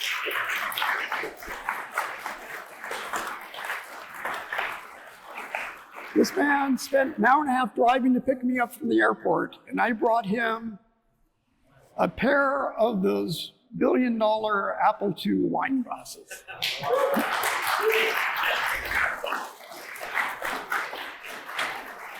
Thank you. No, you're very welcome. Okay, now we're for Q&A for however, until they pull the hook out to drag me off the stage. Was protocol industrial espionage part of the purpose? So your question is, as we changed the names, was it trying to sabotage the people who were spying on us? I think it probably was, since I was just sort of the recipient of the names. I wasn't always sure how they came up with them, but I think a lot of it was to avoid things coming out in the press, particularly as things get closer to shipping. If a rumor magazine says something like, the Bubby Chub is about to ship, people don't know, is it a ping pong table or is it a new CPU or who knows what? So certainly adding some confusion to it. Yeah, that's a good question. I think it also gave many people in management the vanity of naming things after their kids, even if it was only for a month. Thank you so much for your program and all of your insights. It's amazing.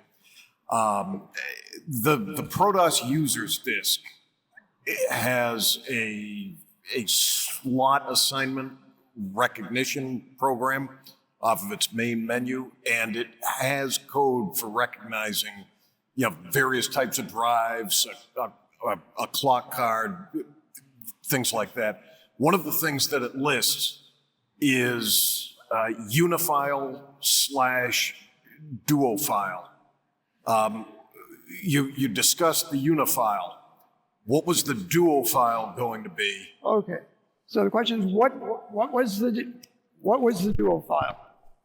So Twiggy was the code name for it. Unifile was the marketing name for it. Duo file was 2 unifiles in a single box, much like with the 5¼ inch drives. Okay, thank you. What was the origin of the keyboard switch? Oh, on the Apple IIc? So the origin of the keyboard switch, to the best of my knowledge, came from wanting to be able to make systems that would have a US character set and a foreign character set. Now, in the US one, I suppose they could have used the switch for US English and English English, but instead they use it for switching with the Dvorak keyboard. But a lot of it is giving you the ability to switch keyboard layouts. That's a good question. So you worked on the Apple IIGS project. There's always little rumors going around about Apple maybe holding back the 2GS, such as the processor speed and such. So at Apple at the time, was that your feeling that Apple corporate was holding back the 2GS, or was it more just keeping the costs down or availability of faster chips, et cetera? I think that was about as fast as we could make it at that time. Certainly the emphasis was starting, or was in the process of switching to the Macintosh. And since Apple's still there, I guess you can say there was some, that at least it wasn't too bad of a decision that they made. But I do think that the 2 lines certainly could have had a lot more room to run there. If we had opened it up to potentially other processors, for example. Okay, well, I will repeat a question that gentleman asked me last night that I told him was a good question. What might I have done differently on the Apple IIc? And I would say 2 things. One was while I had questioned not putting the crystal in there, when the hardware people said it was fine, I just kind of went, okay. And I think I should have pushed back harder on that. 2C was having difficulty making their cost goals though. So that was, and crystals cost money. So, and I'm sure that was part of their decision on that. The other thing that I actually kind of wish that I'd pushed harder for, though I don't know if it was physically possible. One night I was at the Macintosh building playing either pool or ping pong. And Steve Jobs asked me if I thought the Apple IIc should use the SCC chip for their serial ports. And I thought that that was a great idea because that would be sort of a growth into networking with local talk. I thought it was good for the Macintosh because it would encourage people to make the peripherals taking advantage of SCC features if they had Apple IIs that they could sell it to. And I think it would have been a win all around. But I don't know if, and I thought Jobs was just going to sort of dictate that that would happen since he kind of had the power for doing that. It didn't happen, and I don't know why or if. But I could also see it being an issue just with the physical chip size. The SCC chip was a larger chip, and that box wasn't going to get any bigger. Okay, but you asked me that last night, and that's, I guess, a couple of the things that I would have at least pushed harder on. Rich, there's a question that came in from Discord from Steve.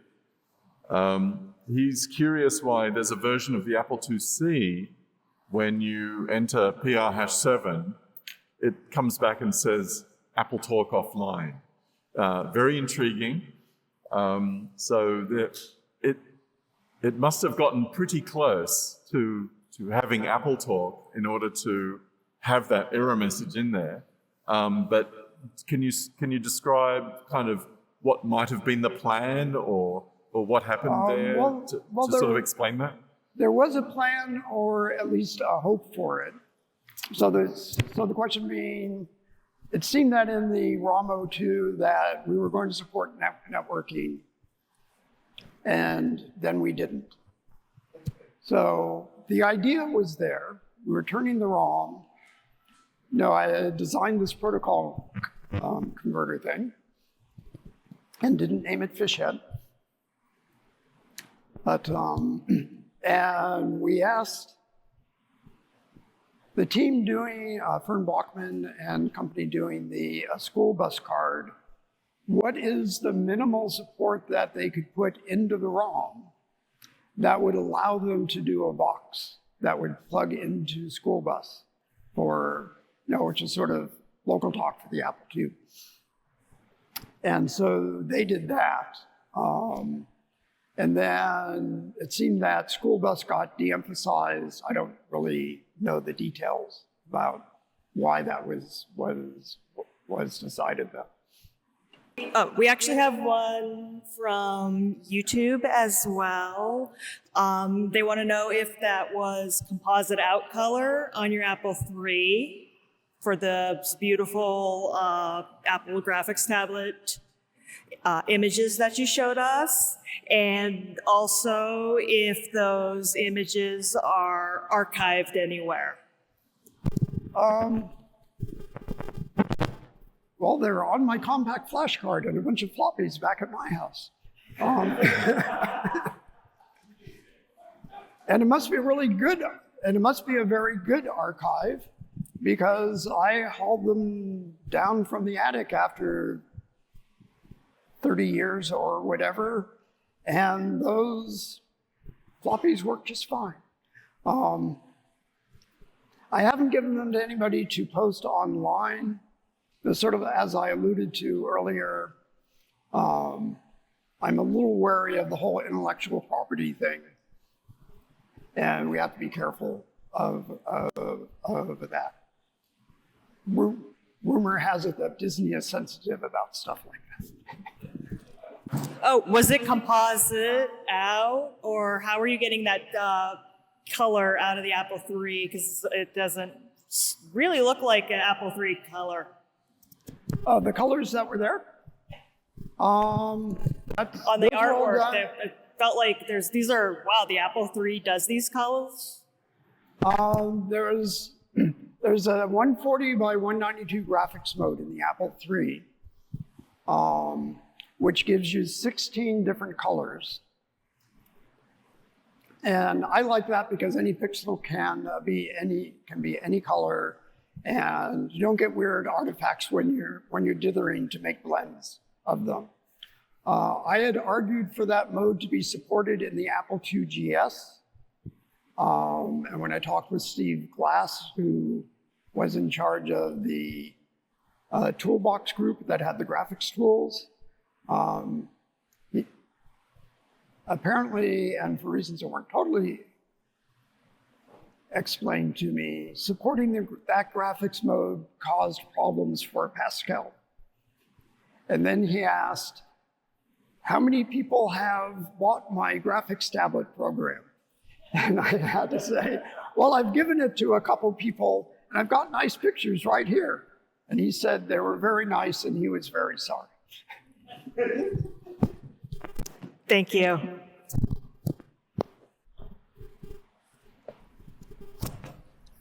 Okay, on to the next thing.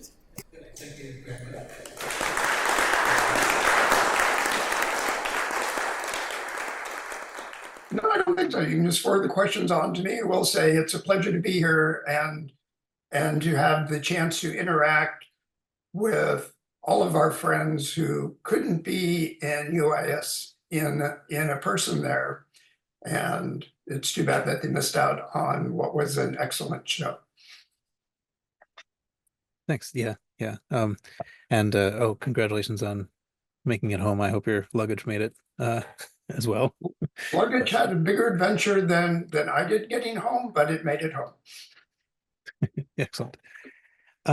Okay, so let's see. Let me just kind of go through some of the questions that have been coming in. So Eric asks, did you do any work on the unenhanced 2E ROM, or was your work mostly with the enhanced ROM? It was mostly with the enhanced ROM there, and a lot of the parts that I did in that was, making the changes for the CO2 code, sometimes re-encoding some parts that, just to make space to get some of the other changes that we wanted in it. And, okay. and making the interrupts and the mouse text stuff and serial port and some 80 column video changes.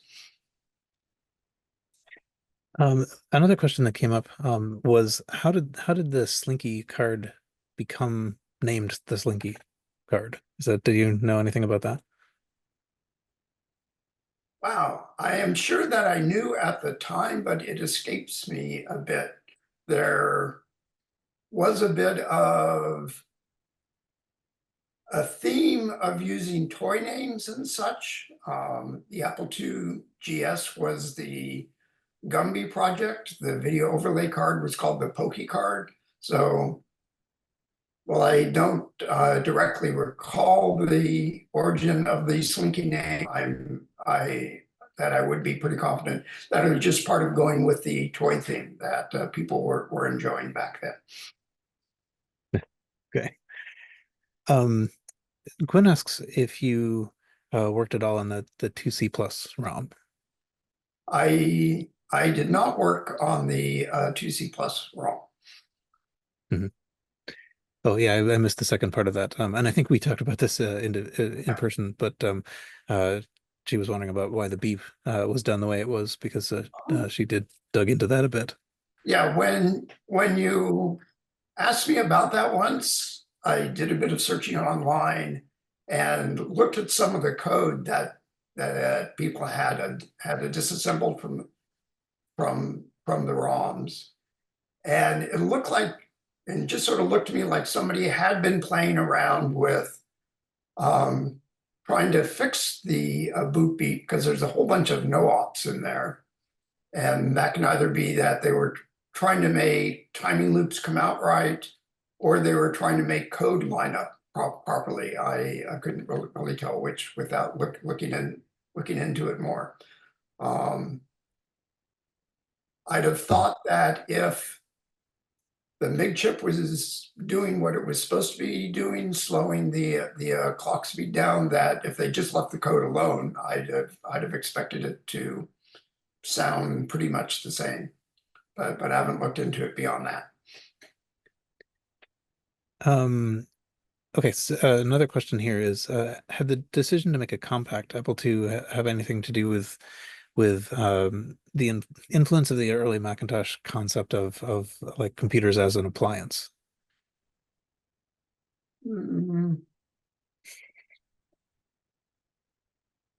Not that I know of. One of the things that we had, of course, found with over time with the Macintosh is there was the initial vision, and that this was really Jeff Raskin's vision, that the computer was an appliance and they would all have to be exactly the same. So in that first visualization of what the Macintosh was, all Macintoshes would have the same amount of RAM. They would have the same things built in. And I think they reasonably quickly learned that that's not necessarily what you want, because you want your computer to be able to grow as new things come out. The serial ports on the Macintosh, which were much more powerful ones, were kind of an expansion bus, but that wasn't really the best way of doing things like external disk drives and such. Another question came in. Now that we know the story behind the naming of FID, was there any story behind the name of Muffin? Is it really the acronym that we know, or was there something else before that? It really is the acronym that you probably know, which was Moving Utility for Files into New DOS. I think I came up with that acronym fairly quickly. I also thought that typing B-run muffin sounded kind of like brand muffin, so I thought that made it cooler. And then the reverse copy, which was NIFM, was just muffin spelled backwards, which fortunately could be pronounced. Excellent.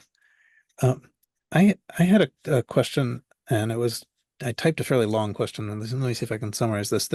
We were talking about the protocol converter, the smart port, and I think almost all the applications of that were for at the time were for sort of drives, so block devices, but it supported a character device. And recently there's been some work on FujiNet and some other things that are trying to make use of the smart port character device. And I was kind of wondering, people think that might have been the first device to actually use the smart port character mode. And I was kind of wondering if you knew of any earlier things that either were sort of intended or did actually use the character device mode. Don't know of anything intended there. No, there was the intent of being able to do a network connection that was kind of more of a block device from the booting point of view, which could then move some other driver in.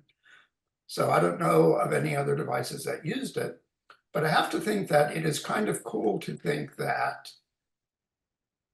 an expansion capability that I put in there 40 years ago then turns out to be finally useful today.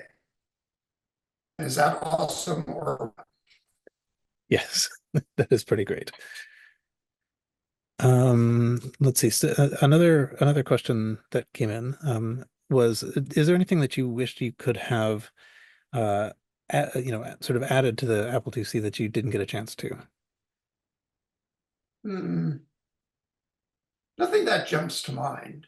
I think we, maybe the silver lining to it being everything built into the box was that we knew what we had to support.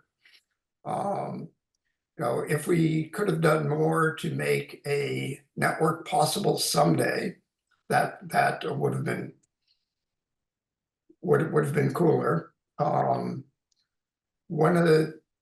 One time, and I forget if I had talked about this in the stream talk or not. In a discussion with Steve Jobs, he asked if I thought that the SEC chip could have been put into the Apple IIc, and I said that I thought that was a great idea because if you're going to break things, coming out with a new product like the Apple IIc would have been a good time to do it. So we could have worked out any issues with the serial ports then. whether the SCC chip, which as I recall was a large chip, could have been fitted in there or not, I don't know. Given the cost constraints, space constraints, and the thermal constraints there. But I think if we had the SCC chip, that then local talk would have been much more possible with the Apple IIc. One more question I can at least convey. Do you know how the mouse text character set was chosen and who drew the glyphs for that? I think a lot of that came from Bruce Tognazzini, who is one of the major UI people for the Apple II family, you know, and had been a champion of UI things, you know, for the Apple II from the very early days, where he would lecture us on things like saying, "Do you want to quit? Do you really want to quit?" It is just silly to keep asking the same question over and over again because people just go, yes, yes, yes. So I think those came from him. There was a couple characters that were later taken out to indicate that a program is running. There were a few characters that looked like the running man, and those got dropped at some point. But yeah, that was mainly Bruce. He has I forget what manual is in, but he has a delightful story of sort of user testing, trying to get them to tell him whether they had a color monitor or not. And anyway, okay. I think we probably should leave it here. Okay. Certainly, if people have more questions, if they put them on Discord, I will keep checking that over the next couple of days. Yes, thank you so much for both coming to Springfield and for returning now. It's been great to hear the stories and to learn from you. Well, thank you.